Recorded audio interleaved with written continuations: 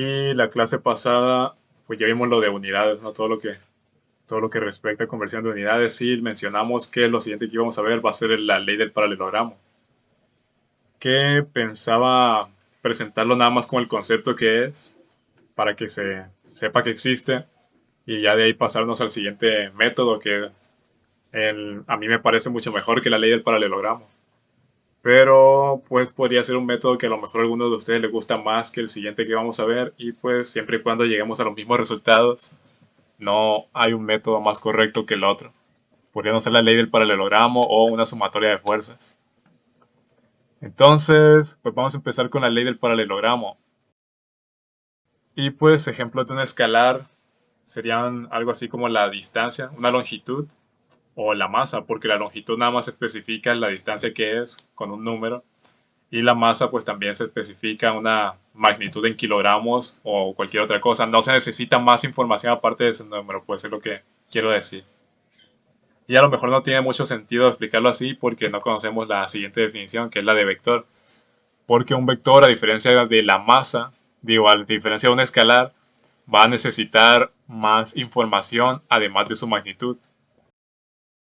Y pues ahí ya se ve la diferencia, ¿no? El vector también tiene una magnitud de la misma manera como un escalar, pero un vector no se puede representar completamente nada más dada esa magnitud. Necesitamos especificar la dirección que lleva ese vector, el ángulo de inclinación, y pues la magnitud ya queda con el número.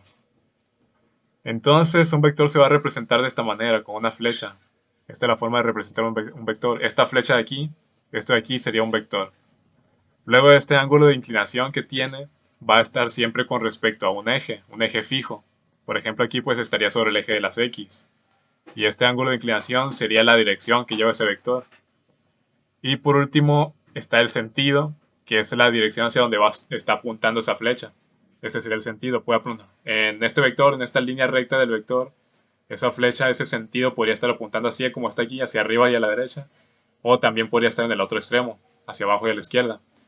Pero eso dependería ya del sentido que se le dé a ese vector. Ahorita pues el sentido está definido en la punta de la flecha que está aquí. Y pues por eso es que el vector se tiene que diferenciar de lo que es un escalar, porque el vector nada más se puede representar completamente de manera gráfica, así como está aquí en la imagen, ¿no?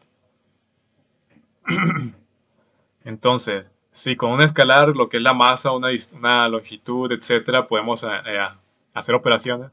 Bueno, antes de eso no dimos ejemplos de acá de lo que es un vector, ¿verdad? Y un vector como ejemplo, pues podría ser una fuerza. Ya ven que la fuerza se puede aplicar con una magnitud, pero necesitamos especificar qué dirección lleva esa fuerza, qué sentido, etcétera, ¿no? Y otro ejemplo sería un momento. Un momento es una tendencia a girar. Podemos dar la magnitud, pero habría que especificar también hacia dónde se está tendiendo a girar. Y hasta ahorita hemos visto nada más lo que es el escalar y el vector. Ahora, de la misma manera en la que podemos hacer operaciones con lo que es una masa o una longitud, también podemos hacer operaciones con vectores. Y para hacer esas operaciones, vamos a ver primero lo que es la multiplicación o división de un vector por un escalar. Ahí está, y lo único que se hace, vamos a verlo de manera gráfica ya con el vector, es que se propone el vector A, este vector de aquí, que está apuntando hacia arriba y a la derecha. Lleva esa dirección y tiene un ángulo de inclinación, ¿no? Nada más que pues no hay un eje fijo con el que especificar ese ángulo. Pero el caso es que ese sentido y esa magnitud se van a mantener cuando lo multipliquemos por un escalar positivo. No, perdón, esa dirección y ese sentido se van a mantener cuando lo multipliquemos por un escalar positivo. Por ejemplo, si agarramos el vector A y lo multiplicamos por 2, pues la magnitud se va a hacer más grande, se va a hacer el doble de grande. Tenemos 2A. Pero el sentido y la dirección que llevan es la misma, se mantiene porque nada más ampliamos su magnitud multiplicándolo por 2. Ahora regresémonos, tenemos el mismo vector A y ese vector A lo multiplicamos ahora por un escalar negativo, -1. -1 por A, pues nos va a dar este menos A de aquí. Y si se fijan, mantuvo su magnitud, pero como ahora el escalar es negativo, está cambiando su dirección. Entonces lo que nos dice el signo del vector va a ser el sentido, perdón. Lo que nos dice el signo del vector va a ser el sentido que va a llevar, ya sea en una dirección o en la opuesta. Si se nos da un vector definido en cierto sentido, como aquí el vector A está yendo en esta dirección, ese mismo vector pero negativo va a apuntar en la dirección opuesta. pero también se nos podría dar un vector diferente, digamos esto de aquí, un vector b. Y si quisiéramos decir menos b, pues diríamos que tendríamos ese mismo vector exactamente igual, pero apuntando en la dirección opuesta, ¿no? De esa manera. Y por último tenemos menos 0.5 por el vector a. Es negativo, o sea que se va a cambiar su sentido y se está multiplicando por 0.5. Es como si se estuviera dividiendo entre 2. Por eso es que se ve más chiquito, ¿no? La longitud de la flecha representa la magnitud del vector. Acá antes teníamos el vector completo a, y luego si lo dividimos entre 2, o sea que lo multiplicamos por 0.5, pues se vuelve más corto, ¿no? Se vuelve la mitad de corto. Y es por eso que manejamos lo de la multiplicación y la división dentro del mismo concepto. Porque una división, perdón, se puede representar también como una multiplicación, así como está aquí en el último ejemplo. Que era algo que creo que ya les había mencionado antes. Entonces, pues esto es la operación de un vector por un escalar o entre un escalar. Ahora vamos a ver las operaciones que se pueden hacer con vectores, o mejor dicho, nada más la suma de vectores. De momento vamos a ver nada más la suma de vectores. Y para sumar dos vectores, dos o más vectores, de hecho no, nada más dos vectores, sí vamos a sumar más de dos vectores, pero de momento lo vamos a ver como dos vectores nada más, ¿no? Entonces, para sumar dos vectores, vamos a seguir la ley del paralelogramo para hacer esa suma. Y pues al principio se nos tienen que dar dos vectores diferentes, ¿no? Dos fuerzas, dos flechas, vaya. De esta manera tenemos el vector A y el vector B, ambos con sus respectivas magnitudes, direcciones y sentidos. Y pues se nos está indicando aquí que para poderlo sumar hay que juntar las cabezas de los vectores. Las cabezas es esta parte de la flecha. Y la cola del vector sería la punta de la flecha. Esto se llama como cola. Creo que va a ser de las únicas veces que nos vamos a referir a esto como tal, ¿no? Pero para mencionarlo ahorita. Entonces esta parte, donde empieza la flecha, es la cabeza. Y donde está la flecha, es la cola, ¿no? Entonces, para aplicar la ley del paralelogramo, para poder sumar dos vectores, vamos a agarrar los dos vectores y vamos a juntar sus cabezas, así como está acá ya en la segunda figura. De esta manera, ya se ve que los dos vectores están saliendo del mismo punto. Y luego lo siguiente que se hace es que, de hecho, ¿saben qué? Vamos a dibujarlo acá parte por parte. Lo que decíamos ahorita es que para aplicar la ley del paralelogramo en dos vectores diferentes, vamos a agarrar los dos vectores y los vamos a juntar de esta manera, ¿no? Allá se encuentran juntos. Ya que se encuentran juntos las dos cabezas de los dos vectores, lo siguiente que se hace es trazar una línea recta paralela desde la cola del vector A que esté paralela a el vector B. Repito, trazamos una línea recta desde la cola del vector A, desde aquí, una línea recta paralela a el vector B, de esta manera. Y luego, para terminar el paralelogramo, trazamos una línea recta desde la cola del vector B que sea paralela al vector A, de esta manera. Esta línea recta que acabo de trazar debe ser paralela al vector A, ¿no? Entonces, ya que trazamos las dos líneas rectas, vamos a observar que se cruzan en un punto, ¿no? Este punto de aquí. Vamos a decir que se cruzan en un punto P. Entonces la intención de trazar ese punto es identificar la fuerza resultante que vamos a obtener al sumar los vectores A y B. Y la fuerza resultante va a empezar desde la cabeza de los dos vectores hacia ese punto P. La vamos a dibujar más gruesa y de otro color. Entonces, la fuerza resultante va a quedar desde la cabeza de los dos vectores hacia ese punto P en el que se cruzan, ¿no? Y esa es la forma en la que completamos el paralelogramo. Entonces, eso es la ley del paralelogramo. Y es lo que está escrito aquí. No, nada más está describiendo qué es lo que es, ¿no? Aquí pues ya se ve que A y B van a resultar sumándose en este vector R de acá. Este vector R pues sería la suma de A y de B. Y sería la fuerza resultante, aceleración resultante o cualquier cosa que se esté manejando como vector aquí, ¿no? Entonces lo siguiente que vamos a ver es como una variación, pero es la misma ley del paralelogramo. Y esa variación es que en lugar de trazar un paralelogramo se puede manejar como si fuera un triángulo también. Se conoce como la regla del triángulo. Y para poder hacer esto vamos a hacerlo acá también. Cuando se nos dan los dos vectores, Lo que tenemos que hacer para aplicar la regla del triángulo es que agarramos uno de los dos vectores y lo ponemos la cabeza del vector en la cola del otro, de esta manera. Y pues aquí ya se identifica más fácil dónde va a quedar la fuerza resultante, nada más que hay que trazar una línea desde la cabeza de A hacia la cola de B, de esa manera, y ya nos queda una fuerza resultante, resultado de la suma de los dos vectores. Ahí está, esta sería nuestra R, de esa manera. Nada más un detalle aquí es que a lo mejor se nos va a dificultar encontrar estos ángulos, porque se dificulta a la hora de conocer, por ejemplo, antes que se nos dan los dos vectores, se nos va a dar el ángulo que hay de un vector en relación con el otro, este de aquí. Y ese ángulo pues lo vamos a conocer si pusiéramos el vector B hasta acá.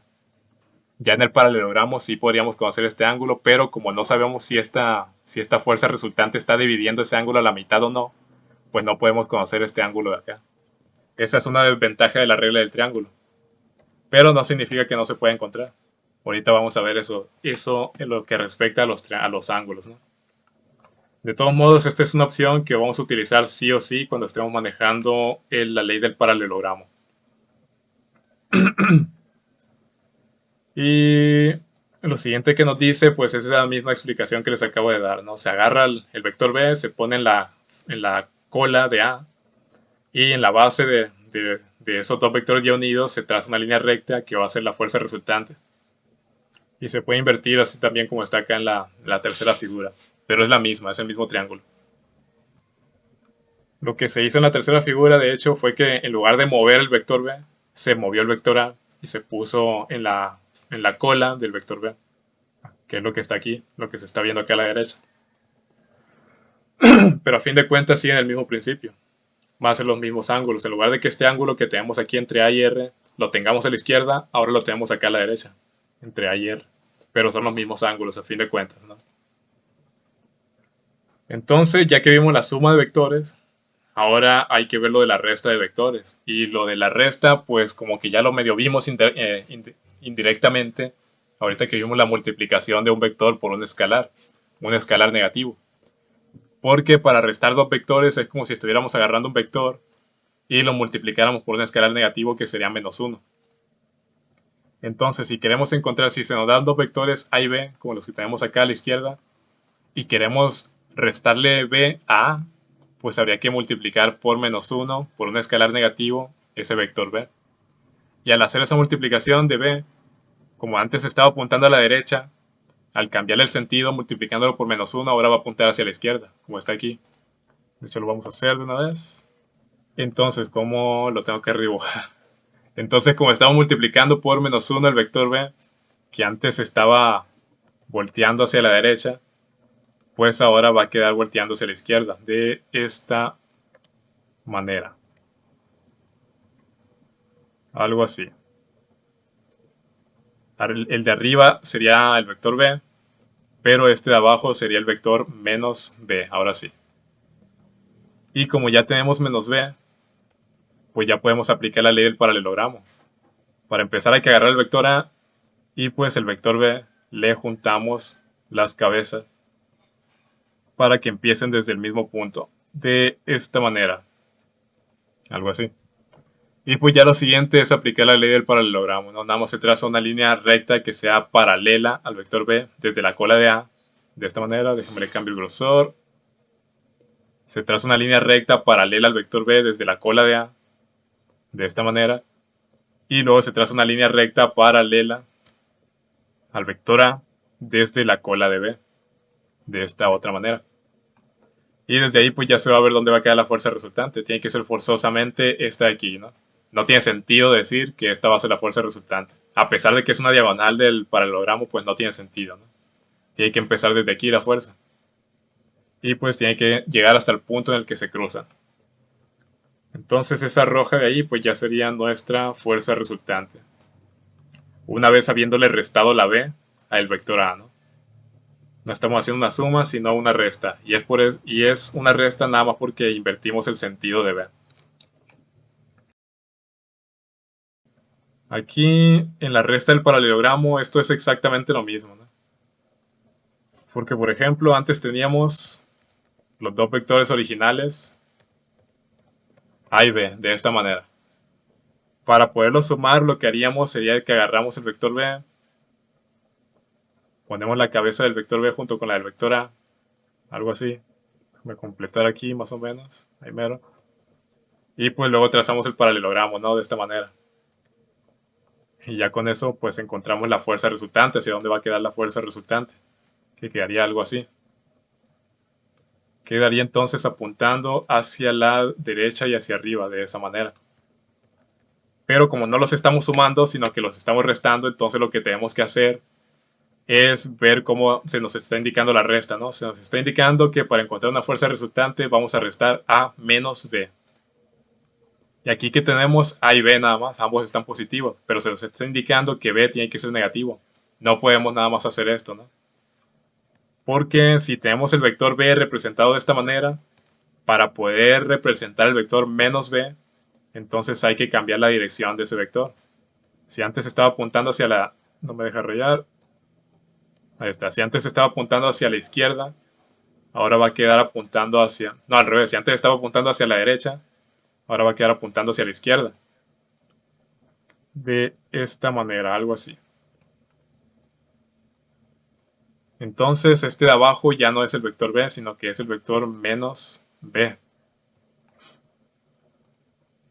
Y ya que tenemos acomodado el vector con la dirección correcta, con el sentido correcto, lo siguiente pues es ver ahora sí, es aplicar la regla del paralelogramo, que es posicionar el vector A y el vector B con la misma cola, de esta manera, y pues ya nada más trazamos las líneas paralelas que corresponden, ¿no?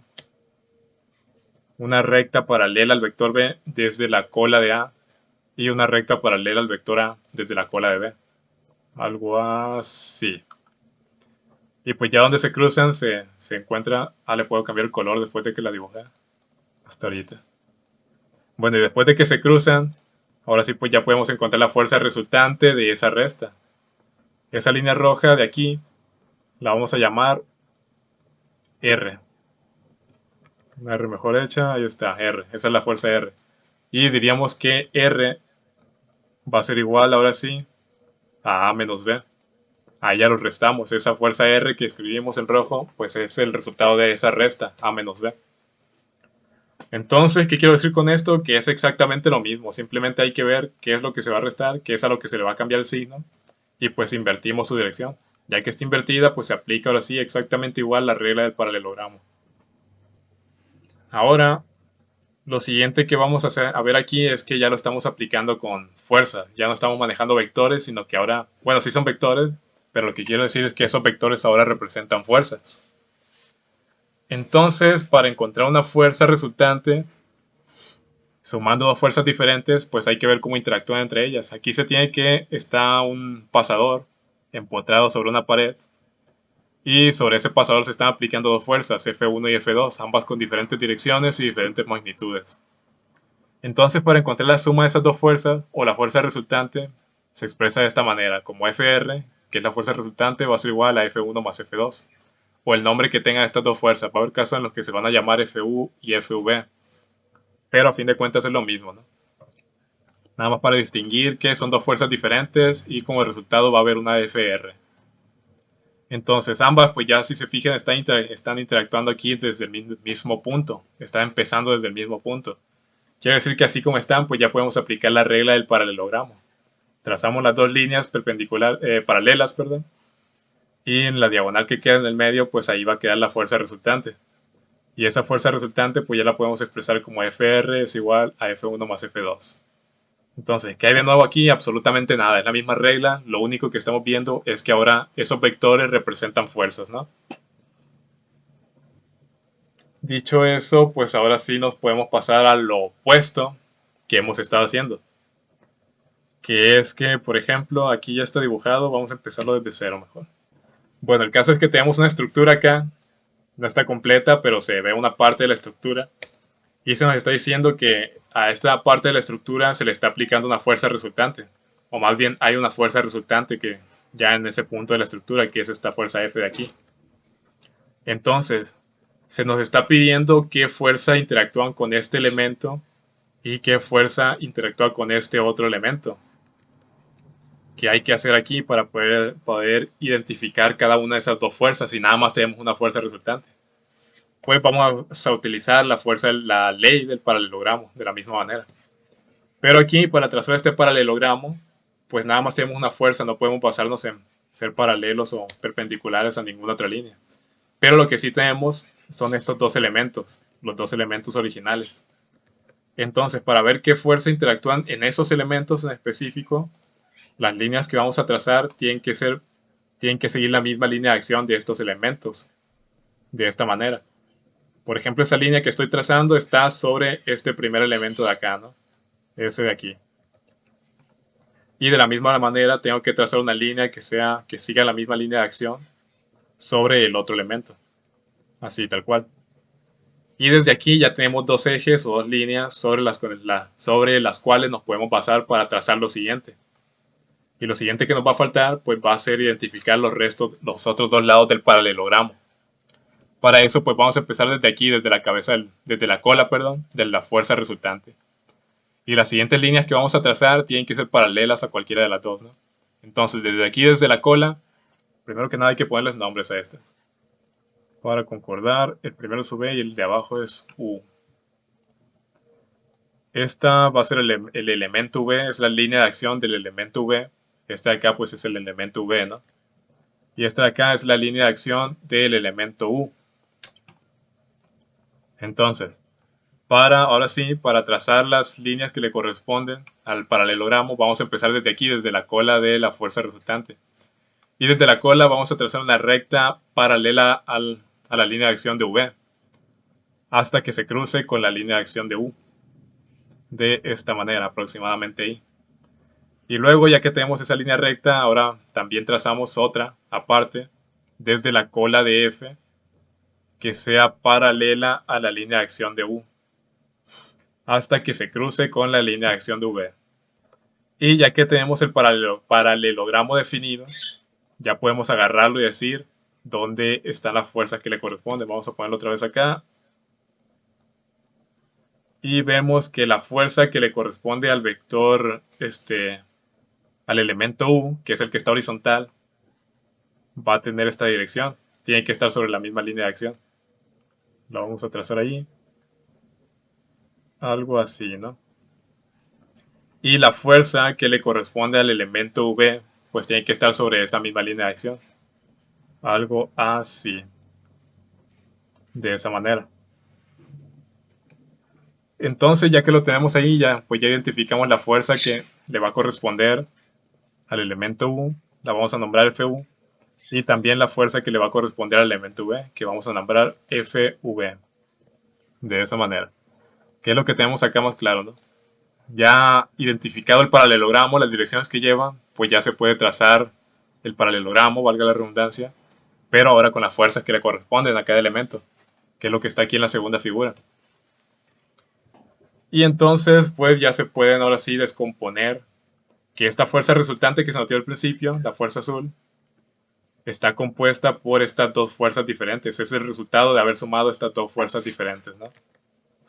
Eso es lo que se quiere mencionar aquí, que dada una fuerza resultante también se puede descomponer en las fuerzas originales, FU y FV.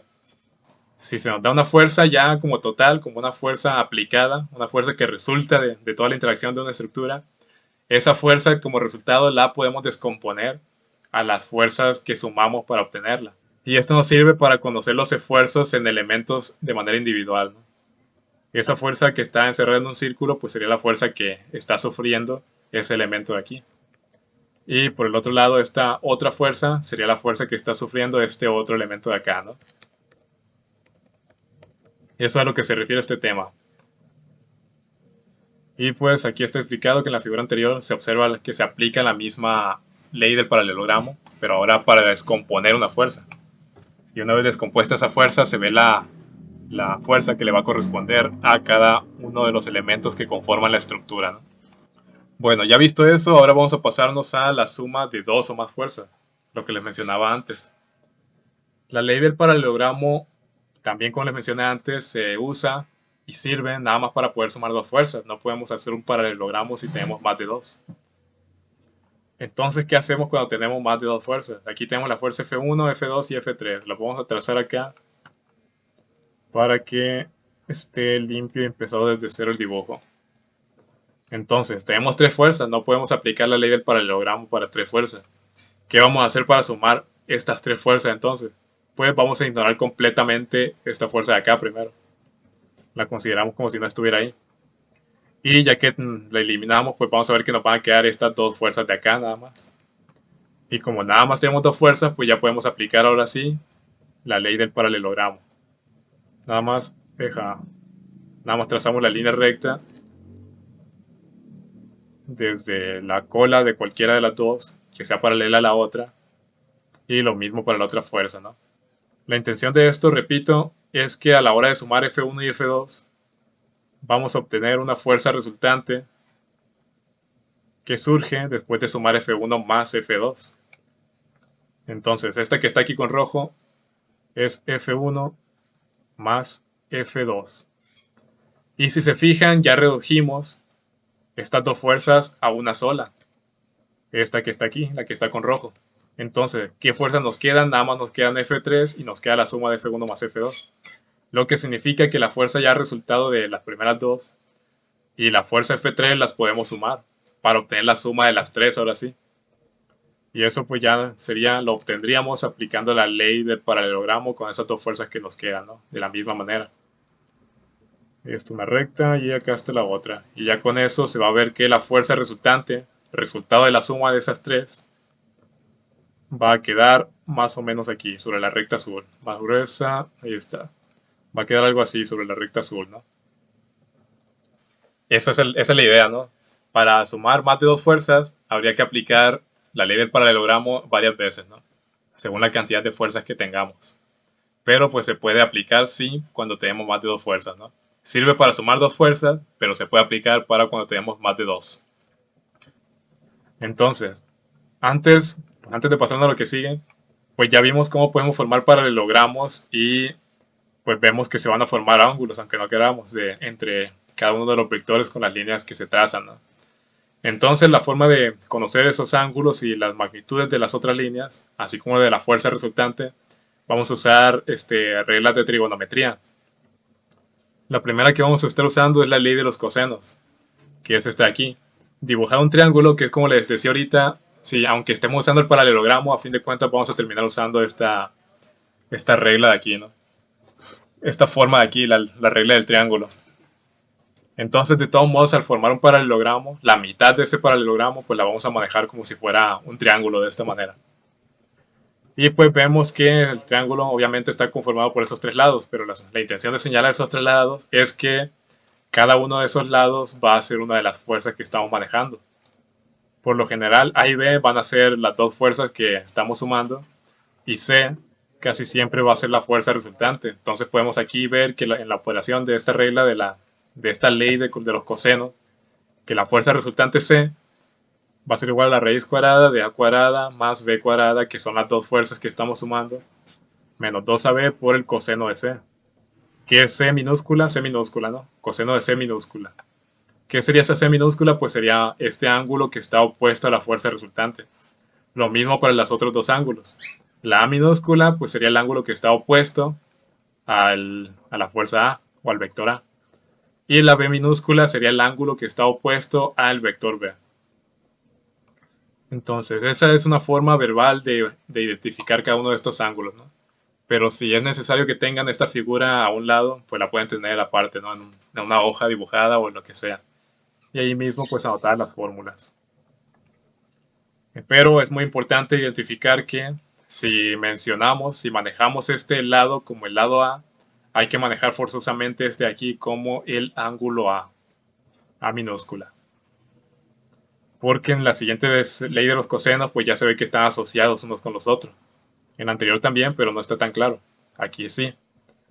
Y en la ley de los senos se nos está diciendo que el lado A de ese triángulo es igual al seno del ángulo A.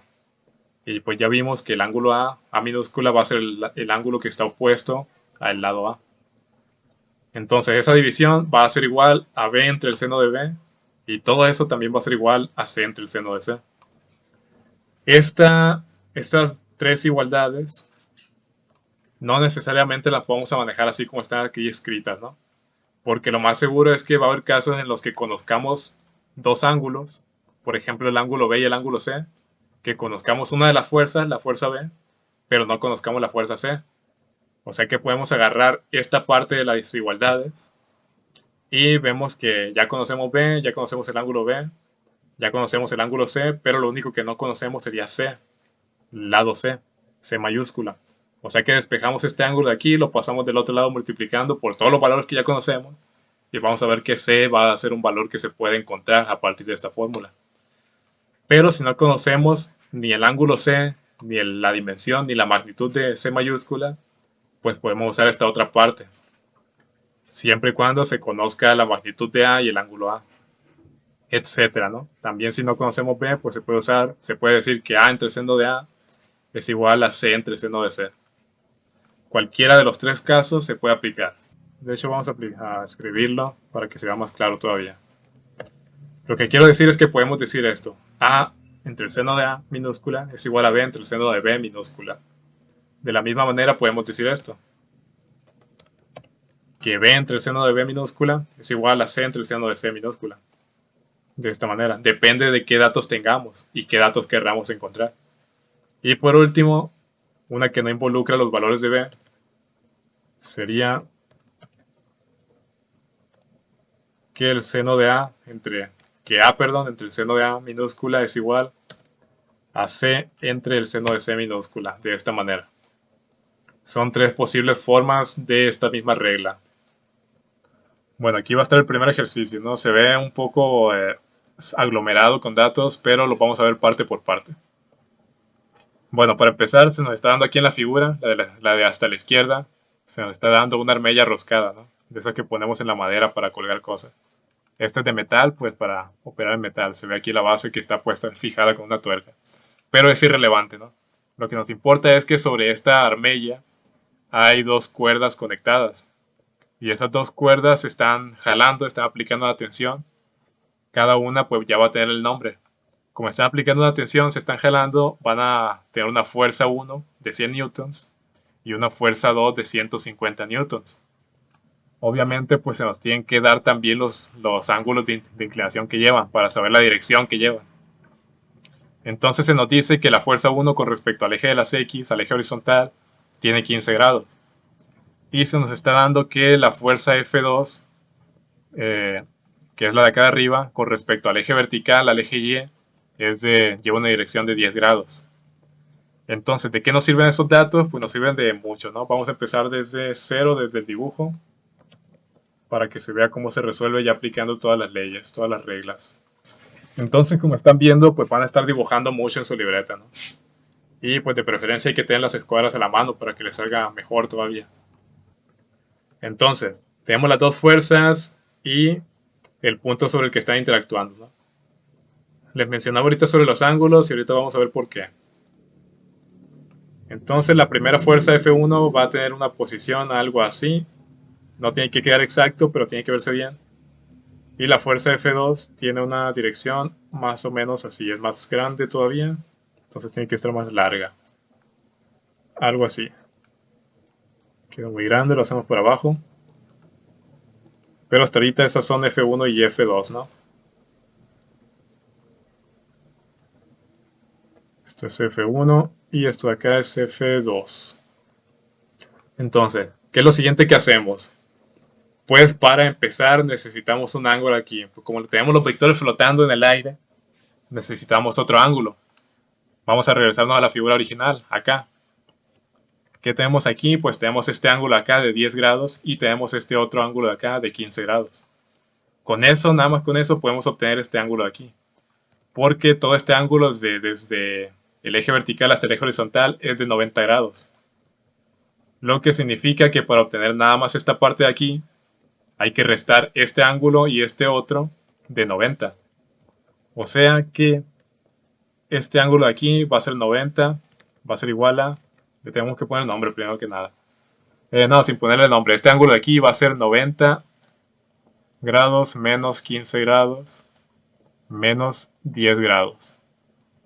Y con eso vamos a ver que el ángulo mide 55, 75, 65. 65 grados. Y pues ya conocido ese ángulo lo podemos especificar acá de esta manera. Y decimos que este ángulo aquí es de 60 grados. 60 grados, ahí está. Lo voy a hacer más abajo. 60, sí, 65. Lo voy a hacer más abajo porque de seguro vamos a pasarle por encima. Entonces, ya tenemos los dos vectores acomodados, conocemos un ángulo, pues hay que continuar con la ley del paralelogramo, ¿no? Trazamos las líneas rectas paralelas a las otras fuerzas y vemos dónde se van a cruzar. Más o menos ahí. Entonces, ya visto el punto en el que se cruzan, pues podemos ver que la fuerza resultante va a ir en esta dirección. Desde aquí hasta acá. Con este sentido. Ahí está la punta de la flecha. Entonces, ese ángulo que encontramos ahorita nos va a servir para conocer este ángulo de acá. ¿Cómo demonios vamos a hacer eso? Pues ahorita vamos a ver. Para empezar, este ángulo de 65 grados, como esto es un paralelogramo, y sus rectas y sus lados son paralelos, como lo dice el nombre, eso nos quiere decir que este ángulo de acá también va a medir 65 grados. Son el mismo ángulo, ¿no? Entonces, otra cosa que podemos acordarnos es que dentro de un triángulo, la suma de todos sus ángulos va a ser igual a 180 grados. ¿Y qué tenemos acá? Tenemos este triángulo y este otro triángulo. O sea que la suma de esos dos triángulos, en total sus ángulos nos van a dar 360 grados. Es como si multiplicáramos esos 180 por 2, ¿no? Quiere decir que si restamos estos dos ángulos de aquí, vamos a obtener lo que nos resta, que sería la suma de estos dos ángulos. Vamos a hacer eso. 360 menos 130, que es la suma de 65 más 65, nos va a dar igual. Lo vamos a poner acá abajo. ¿Cuánto nos da? 230, ¿no? Si me equivoco, corríjanme. Entonces, este ángulo de aquí más este otro ángulo de acá miden 230. Otra cosa que podemos observar es que son exactamente iguales. Por lo tanto, podemos dividirlo entre 2 y con eso obtenemos el ángulo que le corresponde. Y ese resultado va a ser de 115 grados. Ahí está. Y ya con eso podemos decir que este ángulo de aquí mide 115 grados. De esa manera. Entonces, ya conocido ese ángulo, lo siguiente que vamos a hacer es aplicar ahora sí las leyes de los cosenos. Ya conocidos todos los ángulos, mejor dicho, ahora sí aplicamos las leyes de los cosenos y de los senos. De preferencia, pues aplicaríamos aquí la ley de los cosenos, porque la ley de los cosenos nada más va a utilizar el ángulo C minúscula. Pensé que tenía un círculo. Nada más va a utilizar este ángulo aquí, el ángulo C minúscula. Entonces, vámonos para acá. Y ahora sí, aquí está la ley de los cosenos, ¿no? Nos dice que C es igual a cuadrada más B cuadrada menos 2AB por el coseno de C. Vamos a decir que, ¿cuál nombré como A? Ok. Vamos a decir que esta fuerza de 100 newtons, me faltó ponerle las fuerzas, las magnitudes. Vamos a decir entonces que esta fuerza F1 de 100 newtons va a ser A. Y que esta fuerza F2 de 150 newtons va a ser B. Por lo tanto, ¿qué nos queda? Nada más la C. Entonces esta fuerza resultante va a ser nuestra C, que vamos a sustituir acá dentro de la fórmula que ya tenemos aquí. Entonces ya conocemos el valor de A, de la fuerza F1, que es 100, la sustituimos como la A cuadrada, ¿no? Ya conocemos el valor de nuestra F2, que es 150, la sustituimos como la B. Y pues lo mismo en los restos, ¿no? Donde veamos la A y la B, la sustituimos, y el coseno de C, del ángulo C minúscula, pues sería el ángulo que está opuesto a la fuerza resultante, porque antes dijimos que nuestra fuerza resultante va a ser nuestra C, ¿no? Entonces el ángulo opuesto tendría que ser este de aquí, 115 grados. Lo sustituimos ahí como tal. Y si hacemos la operación en la calculadora nos debe dar este valor. Vamos a hacerlo aquí para que me crean. Tenemos la raíz cuadrada de 100 al cuadrado, que está haciendo sumando más el cuadrado de 150 menos 2 por 100 por 150 por el coseno de 115. 115, ya está. Falta un paréntesis. Y... sí, paréntesis ahí. Sacamos el resultado y nos da 212.55. Metí toda la fórmula así de una, pero ustedes lo pueden hacer por partes, ¿no? Si no tienen la calculadora esta o tienen una más sencilla, pues pueden sacar primero 100 al cuadrado, lo ponen aquí, pueden sacar 150 al cuadrado, lo ponen ahí, pueden sacar toda esta multiplicación, el resultado lo ponen ahí y al final hacen la suma y resta de todo lo que les dé, ¿no? Ya que lo sacan, pues nada más le aplican la raíz cuadrada a eso. Pero de cualquier manera deberían de llegar a este valor. De hecho, si tienen la calculadora ya a la mano, les pido que la vayan practicando, ¿no? Para que se vayan acostumbrando a hacer la operación. Entonces, una vez hecha esa operación, nos debe de dar este resultado. 212.55 newtons. Hay que ver qué pasó aquí con las unidades, ¿no? Tenemos una fuerza elevada al cuadrado, nos va a quedar newtons al cuadrado. Tenemos otra fuerza acá elevada al cuadrado, newtons al cuadrado, o sea que si las podemos sumar estas dos. Y acá vamos a tener newtons por newtons, o sea que todo esto de aquí va a quedar en newtons al cuadrado también. O sea que sí podemos sumar todo esto, y el resultado de esa suma nos va a dar en newtons al cuadrado. Una vez habiéndole sacado la raíz, pues vamos a quedar en newtons nada más. Eso es para que se visualice que las unidades también se trabajan, ¿no? Entonces, queda claro cómo se aplica la ley de los cosenos y con las unidades. Estaba pensando en hacer esa pregunta, pero se me fue el idioma y no supe cómo hacerla. Entonces, ¿cómo sí queda claro cómo aplicamos la ley de los cosenos y cómo trabajamos las unidades? ¿Sí se entiende? Ok. Bueno, entonces lo siguiente después. Lo siguiente, ya que conocemos la fuerza resultante de la suma de esas dos fuerzas, vamos a ver pues su dirección, es lo único que nos falta. ¿Qué sería este ángulo de inclinación que está aquí? No, este ángulo de inclinación que está acá, el ángulo phi. Esta letra griega que está aquí, por cierto, se llama phi, ¿no?